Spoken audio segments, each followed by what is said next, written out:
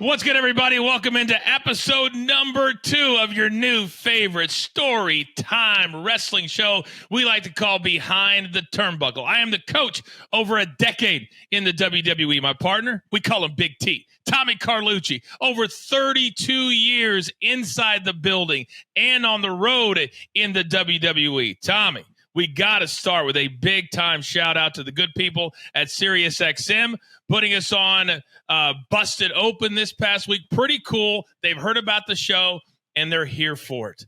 Hello, sir. Coach, congratulations for us to actually, those guys notice us to get you on the show, to let everybody know Behind the Turnbuckle. Thank you, Dave, Bully Ray, and Tommy Dreamer. It is much appreciated, I got to tell you.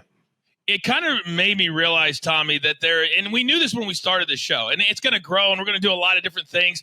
We've had so many people that you and I have worked with over the years, and they've reached out and said, hey, can I come on the show, and I want to tell this story. Can I come on the show? So we're going to have a lot of different guys on the show telling their stories from their perspective. This episode, we want to focus on Royal Rumble 2000. So I dug through the closet because I don't have a lot of things left over from that time. But the reason we're focusing on Royal Rumble 2000 is we want to go back for 6 months. And this was kind of the evolution of The Rock, the evolution of Stone Cold Steve Austin. And you were in the building from 1988 on. So in the summer of 1999, let's start there. That was when I was hired, and I'll get into that story. But what was the vibe, and what was it like being inside the TV studio when you had to help and create these characters that became larger than life, specifically Stone Cold and, of course, The Rock? It's a great question, Coach. And you know what the priority was? To make these guys mega stars. We had to do what we had to do to make them the top of the line guys. And we knew they had it. We knew Steve Austin had something special. We knew The Rock had something special. And it wasn't just TV production, which TV production is the one that's going to make you the big mega superstar. It's all creative involved, merchandising, that's all weaved into one. But TV-wise, our goal was to make these guys mega, not superstars, mega stars. And as you know, that's how it turned out to be. To your point, you mentioned merchandise. And at one point, for people at home to understand, Stone Cold Steve Austin, nobody's made more money in the industry than Stone Cold. He had so many different items of merch.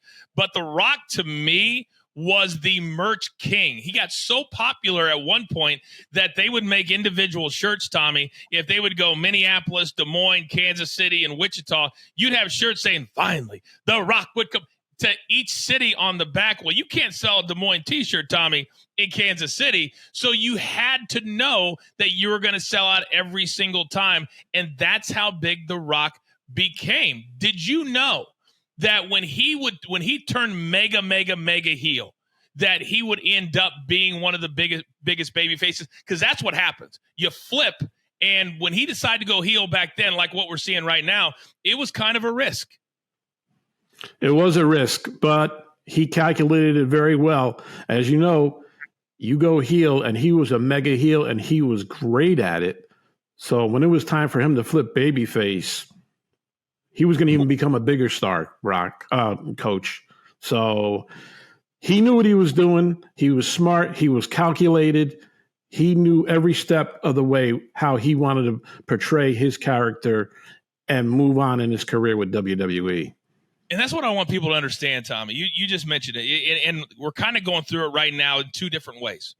The Cody storyline that's been going on for 2 years, you listen to any show, whether it's Busted Open or here on Behind the Turnbuckle, at some point they have to pay it off. So when The Rock came back and they had to pivot and evolve and change the storyline, then Rock said, you know what, I'm going to buy into being a heel. I'm going to buy into this guy, and if they do it correctly, fast forward 4 or 5 months, or maybe even SummerSlam, there's going to be a huge appetite for The Rock to become a babyface again, because we've never seen this since The Rock left, coming back, not being big business, so to speak, with what they planned on, but then turning into that. But then fast forward from the look on Smackdown last week to the promo, and really good promos and really pointed promos. can then down the road be deciphered, and you can go back and say, remember I said this. Remember I said this. So when The Rock started cutting the promo on the people from Salt Lake City, when he was in his car on Instagram, to me, it was all calculated, and I think people better put a bookmark in last Friday night, because I think WWE will go back to that at some point. Do you? Absolutely. Coming in with the Versace shirt. And let's face it, Coach, him coming in as a heel, like if he was babyface to Cody Rhodes, that doesn't help. That doesn't help Cody at all. So he went heel, and what does that do, Coach? That helps Cody get over even more. And it happened with the crowd booing The Rock. We want Cody. Finish the story. So he built he took the storyline here, and he went up tenfold. And he's very smart about doing that. But there's history with The Rock doing this. So I want to go back to August of 1999 and kind of walk people through kind of the evolution of heel Rock and the popularity of Rock. And there's a couple of stories here I don't know that I've ever told or people even know about. So the very first Smackdown, Tommy, was August 24th, 1999. It was already booked in Kansas City. Now, we're going to do an entire episode on the tragedy of what happened to Owen Hart. But that story ties in because that happened in Kansas City in May of 1999. Right. So fast forward 3 months, they couldn't sell any tickets. They absolutely could not sell any tickets. So I get a call from the WWF at the time, and they said, Coach, you were very, very fair to us, because I was on all the big shows, Good Morning America, Larry King Live, and I was a little critical of the show continuing, but then I also said, you know, you're running a business. So they said, you were very fair. Can we bring Shawn Michaels to your station and do a story on him to help us sell those tickets? So they did. And normally, Tommy, as you know, they would send a young kid to kind of babysit, get lunch, that sort of thing. This was such a big interview for the WWF that they sent a senior vice president. I get a call 3 days later. Hey, Coach, we really liked you. We think you're really smart. We could really use you as a commentator for the WWF. Would you come out for an interview? So I'm thinking, Tommy, I've only been in Kansas City 3-4 months, and I'm 22 years old. And I'm like, hell, I can go to New York. I've never been in New York. And so I did. And that's where you and I met for the very first time. And you guys were right smack dab in getting ready for Smackdown. Do you remember that week or two before that first Smackdown, you guys have meetings all the time.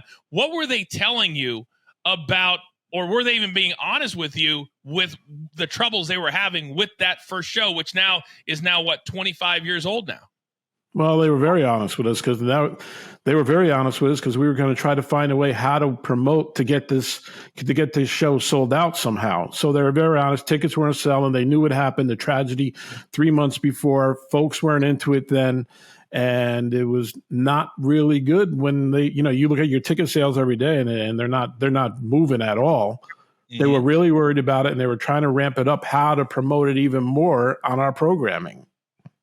It's weird because it was such a weird time because WWF was getting so popular with Monday Night Raw, but then you can't sell any tickets with Smackdown. For people who don't know, you fill up one side of the arena when you're selling a show, and then the other side you start to fill it in around so that the arena can look full, even if it's not full. So you're dealing with that from your side.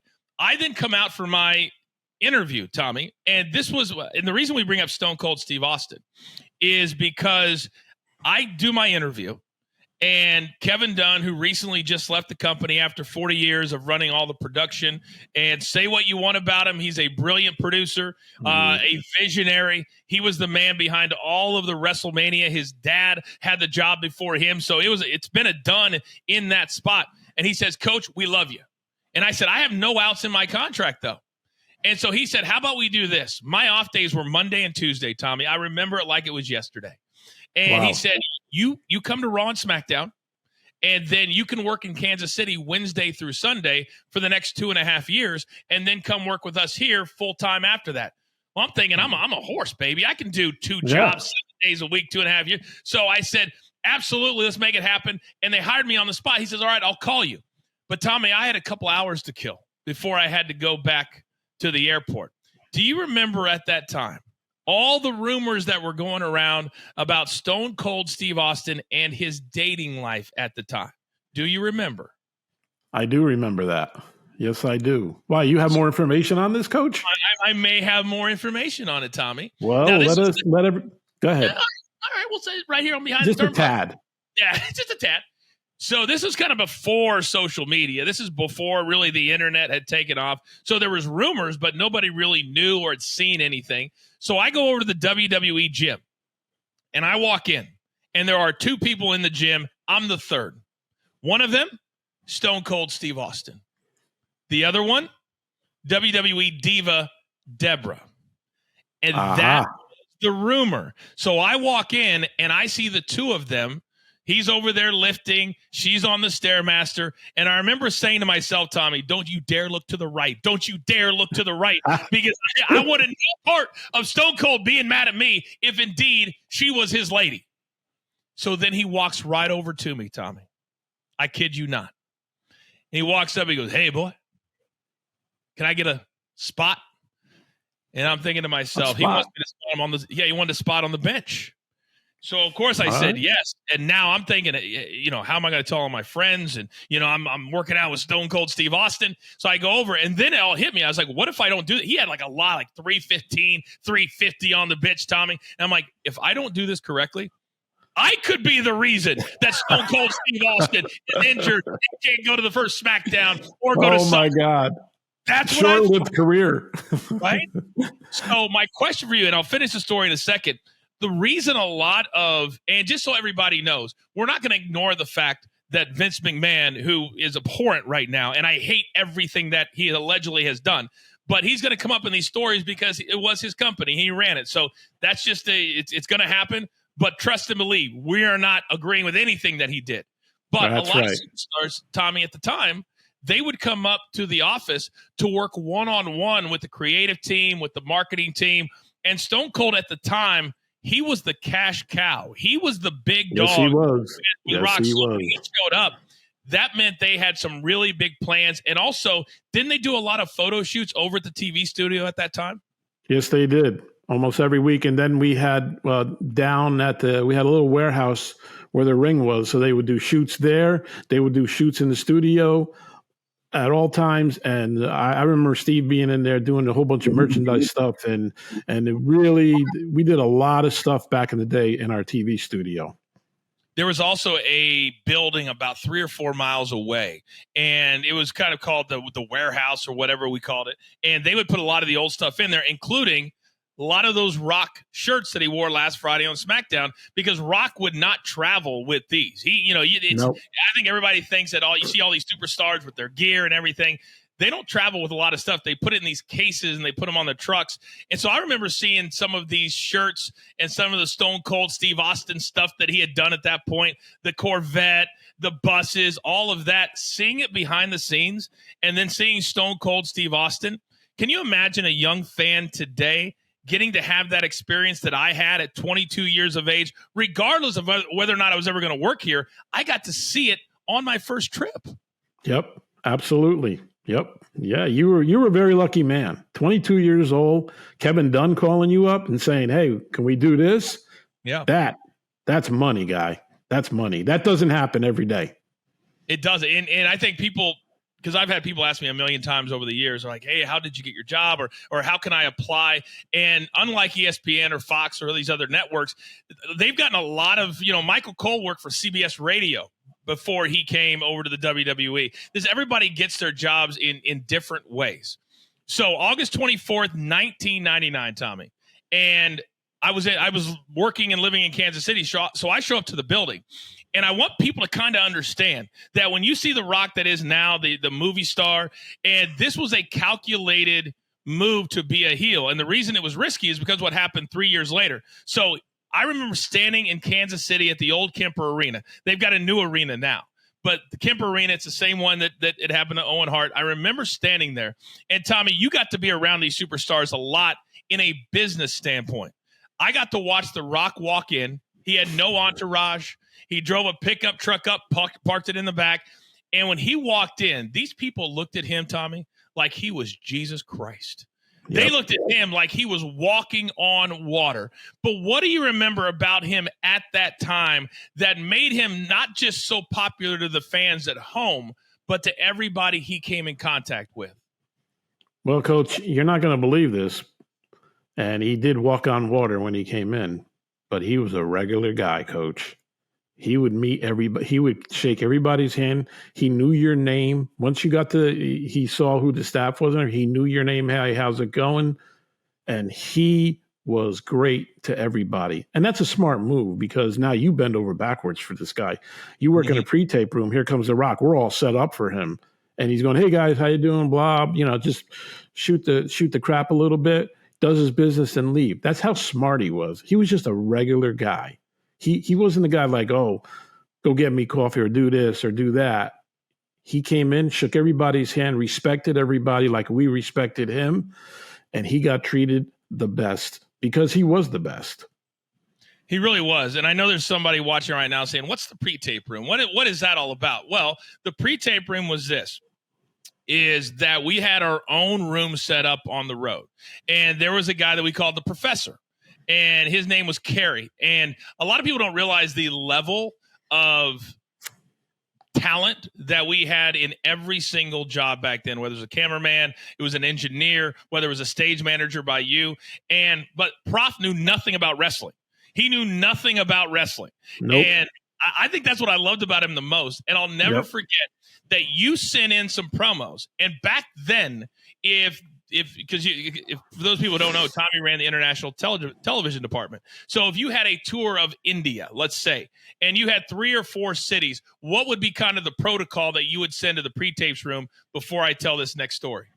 I would send the verbiage there and tell them these are the superstars we would like to get to promote this tour so we can put it in our shows. So when people see Stone Cold Steve Austin or The Rock coming to India for the very first time, blah, blah, blah, and they would go ahead and shoot it. And back in the day, that's how we did it. And, Rock was very accommodating, and so was Steve back in the day also. Yep, but it would go to the pre-tape room. They'd get it done. At the end of the night, I'd go back and get the beta tape that we were using at the time and bring it back home to the studio.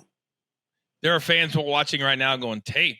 What's a tape? Yeah. How about a link? How about, those were beta. We had 3/4-inch tapes back in the day. So this is one thing that happened. And I used to love it when Tommy would come out on the road because we could kind of tag team work together. And we spent all during the day from noon up until 6 o'clock just recording these promos, one after another. And I remember a time where you guys were going to India. And one of the towns in India was called Kuala Lumpur. Kuala Lumpur. See, I can't even say it right now. So the professor was so smart, and he would sit over there with the headphones over because he was really listening to make sure everything was correct. There was no jumps in the tape. Super professional. And I remember The Rock saying, and it would be different, one for each town. And he'd be like, India, The Rock is coming back to your city, Kuala Lumpur. And Prof goes, Rock. I think it's Kuala Lumpur. Yeah. He doesn't even break character, and he goes, The Rock knows where he's going, as I was saying. And they kept it. They kept it. Because that's how great he was. It didn't even faze him. Most guys would have been cut. Oh, yeah. But him, man, he wanted to use all of it. And that's what made him so great.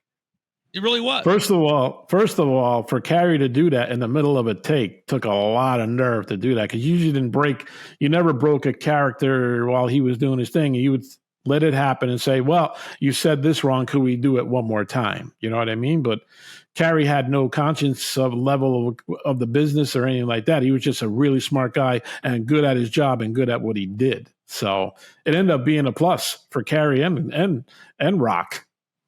There's another one that I remember like it was yesterday, Tommy, and it was so funny. So I want everybody to imagine this. And this was the magic of The Rock, whether he was doing a taping for an MTV movie award or whatever, he would always end everything with, if you smell what The Rock is cooking. So we would count him down so he could make that last 15 seconds, or they can make that last 8 seconds, right, Tommy? So Prof is over there. He's got the things going. And Rock gets to the end of one of his takes. He goes, if you smell what The Rock and then he walks off camera, and he was just going to walk off and come back and say, is cooking. So he goes, if you smell what The Rock, and then he walks off, and Prof goes, that's good. That's good. Hey, sounds great, Rock. Fantastic. Oh my God. The whole room's dead silent. The Rock snaps his head and looks at the Prof, and I'm sitting there, oh my goodness, he is going to shred him, because this would have added another 60 seconds to his day, and his day was very regimented. He did not have a lot of extra time, remember? That's right. So and Prof looks up and he realizes instantly, oh my God, what did I just do? And Rock looks at him and just cuts a promo on him. Are you kidding me? You're going to waste The Rock's time?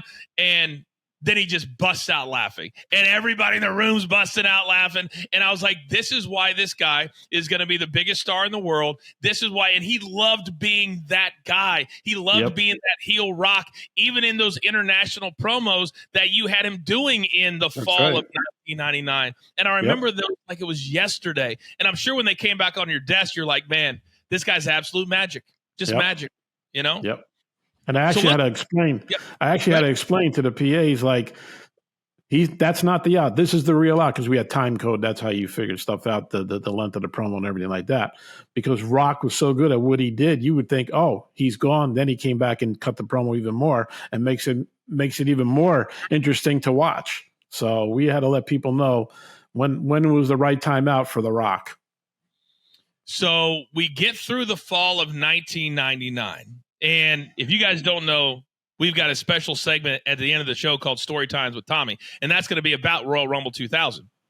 So The Rock's getting bigger, Stone Cold's getting bigger, and I was not allowed on WWE television until I was done in Kansas City. So I worked those two jobs just like they asked me to, but Kansas City said, hey, we don't have time to replace you. You're traveling with the Chiefs. I kind of had to take care of Hall of Famer Lenny Dawson.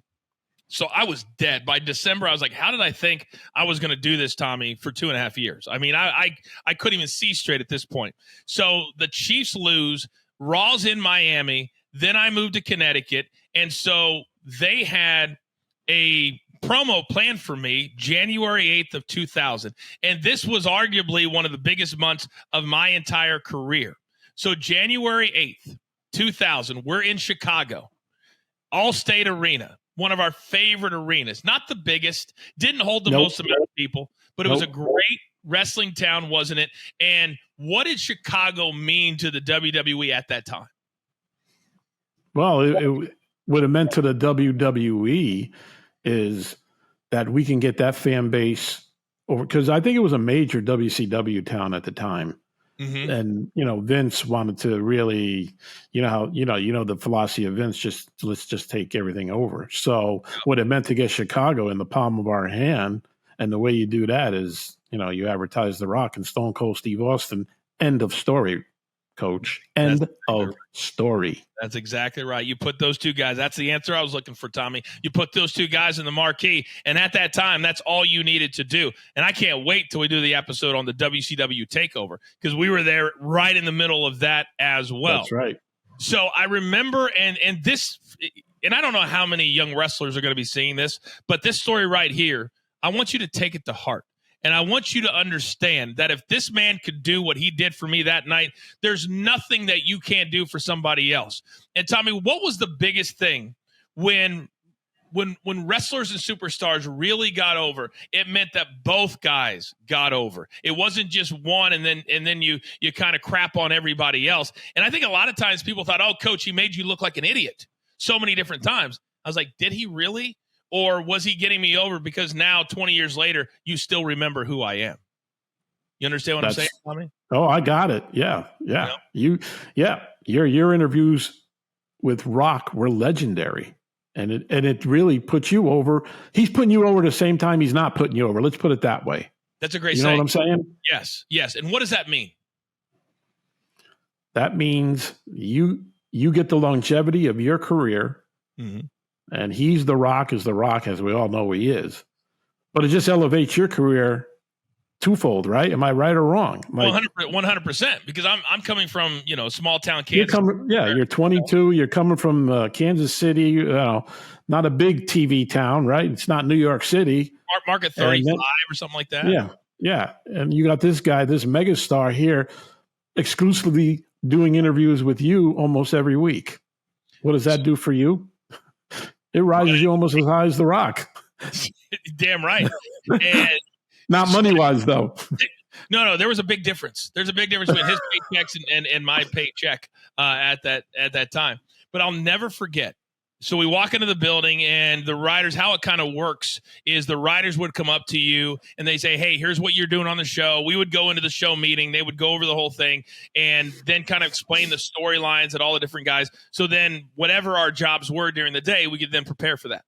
So they said, hey, tonight you're going to be on with The Rock for the first time.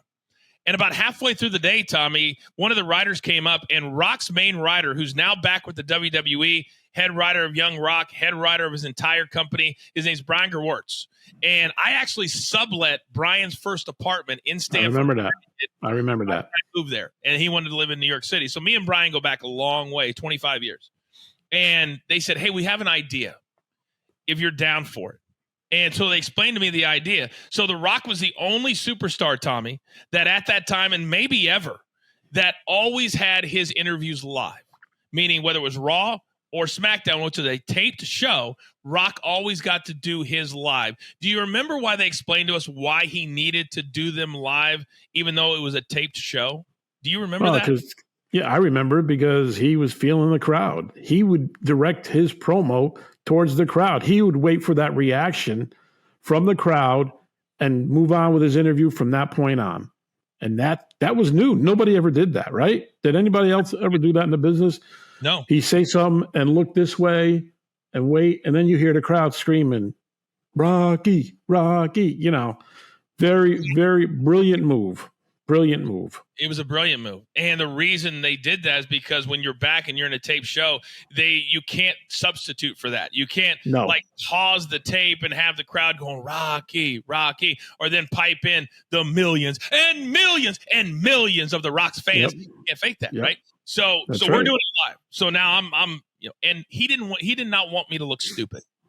He was like, I want you to be smart. I want the fans to think that just because you're new does not mean you haven't been watching the product. And if you'd watched the product, then when I ask you your name, you're not going to tell me, because he was like, it doesn't matter what your name is. Yep. So here's what they wrote. And I'll forever be grateful for this. And I always remember this no matter how old I get. So we come on and you have to pause a little bit, like 3 or 4 seconds. And because the crowd's going bananas, just going bananas. And I go, Rock. Tonight, you face whoever he's facing. He goes like this. Before you ask The Rock a question, who the hell are you? Right? That's right. And so now I pause. Because he didn't want me to look stupid, and I didn't feed into it. He goes, hey, it's okay. You can tell The Rock. I said, well, Rock, my name is Jonathan Coachman, and a lot of people just call me the coach. And he goes, the coach? The coach of what? The coach of a little girl football team? The coach of this? The coach of that? And he said the coach like 7 or 8 times. Yep. And that's the brilliance of the writing, is you're pounding it into the fans' heads without them even realizing what he's doing. So he says, well, anyway, and he goes into his promo, and then at the end, and I call it 12 to 12, meaning you start at 12 and the story and the interview have to end up back at 12. Right. And so he stops and he looks back at me and he goes, so why do they call you the coach? So now I'm comfortable. He didn't make fun of me at the beginning, right? And I go, well, Rock, it's fun. It doesn't matter why they call you the coach, right? And I remember saying to myself, this is brilliant. And the crowd goes bananas. And that's what you're talking about. Everybody gets over doing it that way. And that was so brilliant. And that's what him and Brian were known for back then, right? That's right. What does that do for you, right? What does that do for your career? You're working with The Rock. He's saying the coach how many times? What does the coach do? Oh, Little League softball, blah, blah, blah. But he's still mentioning your name, the coach. That's exactly right. He brings you right in with him, right? He's elevating your status as he's cutting that promo. And it looks like he's making a buffoon out of you, but he's really not.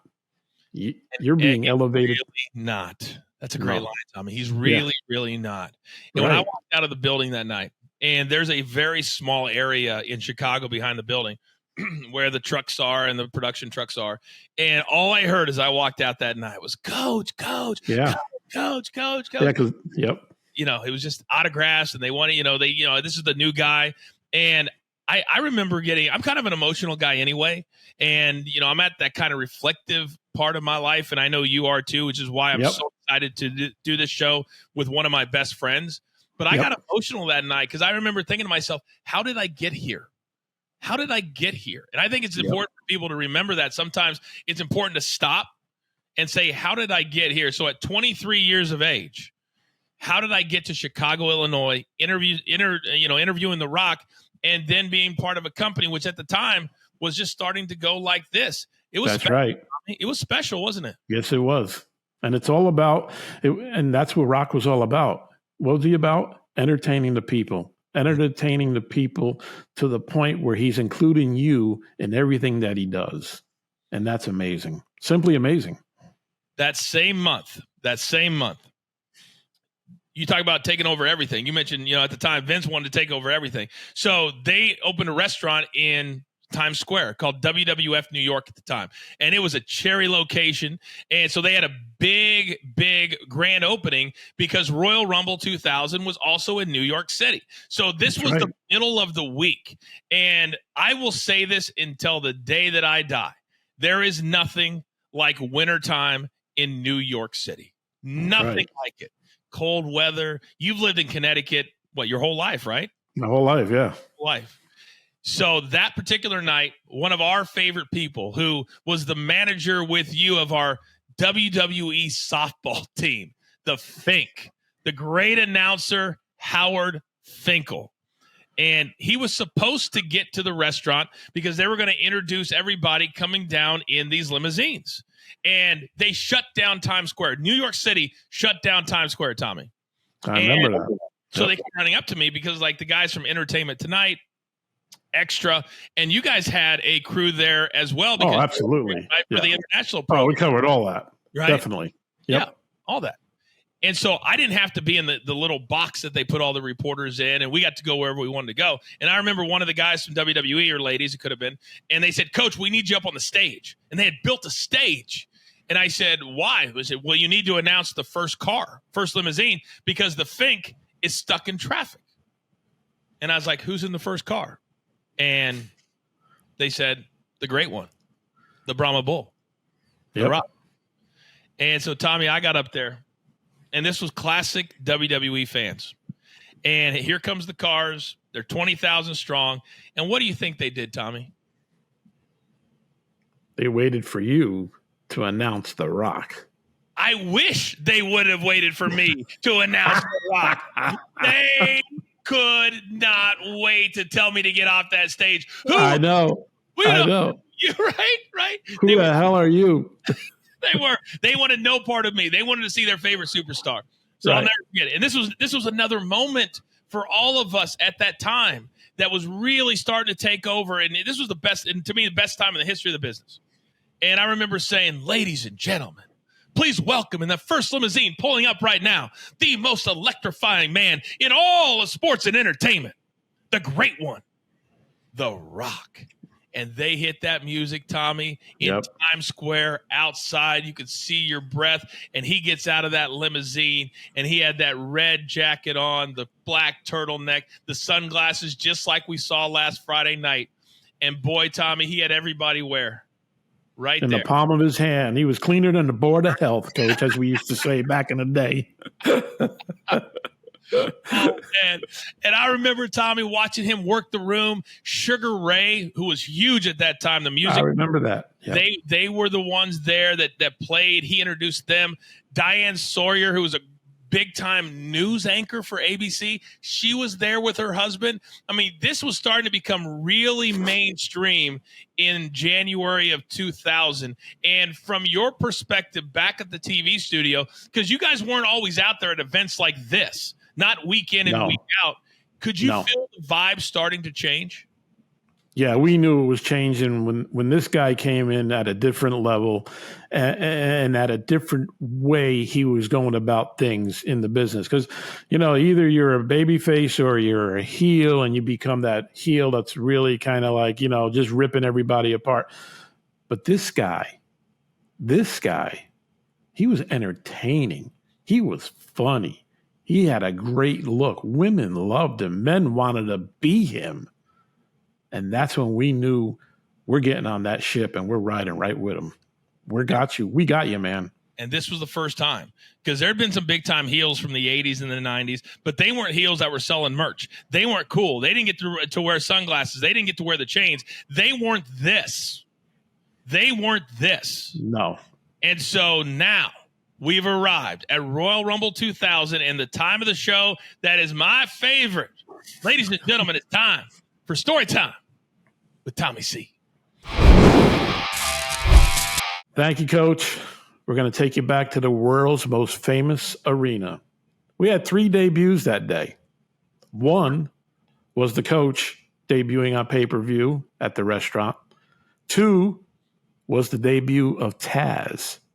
Wow, Taz in New York City. Imagine Taz. And you know what? When Taz came into the arena and he came backstage and everything, he shook everybody's hand because he came from ECW. And he was just sitting. He was sitting in the stands, and I walked by. I said, "Hey, man, how you doing?" He goes, "I'm doing fine." I said, "What's going on?" I said, "Welcome here. We're going to treat you great." And he goes, "Man, I'm a little nervous tonight. I'm in my hometown in the Madison Square Garden making my debut." And I'm like, wow. He goes, "And I never played in front of a crowd like this." As you know, ECW played in much smaller arenas. So he wasn't used to that. And who was he wrestling? One of the greats, Kurt Angle. So I think he is the greatest in the yes. ring. I loved Kurt Angle. Yeah. He was unbelievable. Yeah. They had their match, and it ended up he choked them out, and Taz went over. And that brings us to the street fight between Cactus Jack and Triple H. Triple H was the champ. It was for the championship. And the reason why I picked this match, Coach, and I picked this because we did it in how we wanted to do our story this week, is I want to give you my point of view being a floor manager. And my job as a floor manager is to make sure the commentators have everything they have, make sure the superstars are happy with what's going on and what they need to have their match and everything like that. So that's my job there. But we're all about telling stories. And if you folks go back and watch that match and you watch the story that Triple H and Cactus Jack told, it was simply amazing. Now, you could have matches where there's objects and everything that, but they don't mean that. Objects have to mean something in order to tell a story. And that's what these guys did. They told a story throughout the whole 40 minutes, and it could have been 45 minutes as far as I was concerned. It was the match was crazy. They have their match. It ends up at one point in the entrance area, and there's wooden pallets there. So Triple H throws the wooden pallets down. He flips over Cactus Jack, and he caught his left leg on one of the pallets, and he had a really, really bad cut. Mm-hmm. And we were all worried. Maybe he hit an artery or something. It was gushing out. And at that time, Earl Hebner, who was probably one of the best, did most of the main events, if you remember back then, he was really worried of what was going on. And he told security about it. But you know what?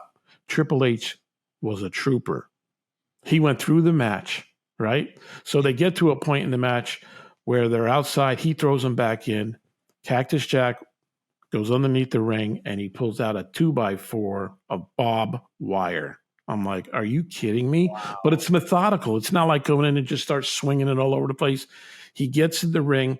Triple H hits him, and then Triple H grabs the 2x4 and just starts pounding him. Now, he had a shirt on, so he could have took the shots. I mean, barbed wire is barbed wire, right? No doubt. He could have took the shots better than pure skin, right?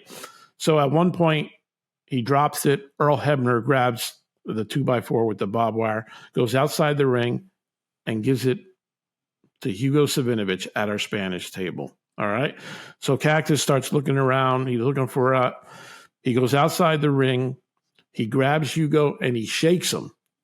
And all of a sudden, Carlos Cabrera goes underneath the table and grabs him and gives him the 2x4 with the barbed wire on it. And they continue to use it. And he whomped Triple H. And that was part of my job as a floor manager, to make sure the objects where they were supposed to be at the time. So if they weren't there, we would have been in big trouble. So what would Vince have done if for some reason you guys weren't completely prepared? Because a match like that, everything had to be put where they were supposed to be because they knew exactly where their match was going to go, correct? they knew where it was going to go, yes. Okay. Yep, they walked through it with the most likely it was Pat back in the day, Pat Patterson. Mhm. They'd come by the table, we're going to do this, and then they would smarten us up to say, hey, this is what we're going to do. We want this here. And if it wasn't there, it would be on me after the show going to Vince's office and explaining why I didn't do my job. You got one job to do. I remember that all the time. And you got to do it right. But it was there. They end up finishing the match. Triple H goes over, and it was an amazing match. Just when you have a street fight, you just think it's just going to tear. But they just told the whole story. And it was the WWE psychology and philosophy. That was a big thing we used to pound into our producers. You got to have the psychology and the philosophy of what the WWE is all about. That's why when you teach guys, announcers, how to be announcers, you're not calling every shot in the ring, right? You're not calling this you're telling a story, and that's what we're about, is telling stories. And they told one of the greatest stories of all time. It was amazing. So that brings us to the Royal Rumble. Real quick, I want to stop you there real quick, though, because I want people to understand that when you say they tell the story, that it goes a lot like this. They ramped that up. It didn't just happen on that pay-per-view, Tommy. It was about ramping up the story to where people wanted to pay for that match. That's how you do it. That's how you build an angle, with packages, with them being on the shows, our shows at the time. You create the heat, and then it has to come to a boiling point. And then he goes, well, all else fails. Let's have a street fight. Okay, where are we going to do it? Royal Rumble. Now you got to pay for it. Now you got to pay for it and have the payoff. And that's where the payoff usually happened, at the pay-per-view. So we had Rumble, right?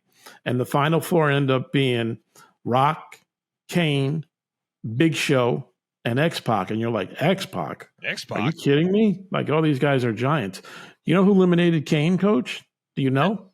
Was it X-Pac? X-Pac. He did a super kick. He flipped him out of the ring, and he got him out. That's great storytelling. Like, this guy, not even close to the size of these gigantic superstars that we had, and he's the one that eliminated Kane. Well, then Big Show came, picked up X-Pac, threw him out the ring, and it's him and Rock. And the way they ended the pay-per-view was unbelievable. The end of the Royal Rumble is Rock swings him in the ropes. They hang on to the other. They both flip over the top. Rock holds on to the rope. His feet hit the floor, and Rock is the Royal Rumble winner. What a finish. Unbelievable. Two big guys, athletic, doing that. I mean, folks, if you get a chance, go back and watch it, and you'll see what I'm talking about. Yeah, amazing. I would love to be able to show it here, but obviously we can't, or WWE would yell at us. But here's the thing, Tommy, when you talk about the finish of that, and being down there at ringside had to be amazing. It had to be amazing. My point of view was amazing, Coach. It was like, I'm sitting here and I'm watching this, and it's like, are you kidding? How did I get here? I'm like you. How did I get here? It was amazing. And I had that every week. It was just such a feeling watching these guys work their rear ends off for the crowd, and the crowd responding. It was just simply amazing. It was amazing. I would never trade it in for anything in the world. Just amazing. And people need to understand, Tommy, that when you have a finish like that, because you have to take chances. It was rarely just the two guys end up and one throws them out. It had to be something magical. So if for some reason one guy would have slipped, or at the right, whatever, Rock would have slipped and hit the ground, they had a plan B. They had another pay-per-view in between Royal Rumble and WrestleMania, that if they had to, which they didn't want to, if they had to, they could then make sure Rock would get into the main event, which is kind of what's going on right now, Tommy. That's right. Right now. So we just went 12-12 with this episode, didn't we? We did. 12.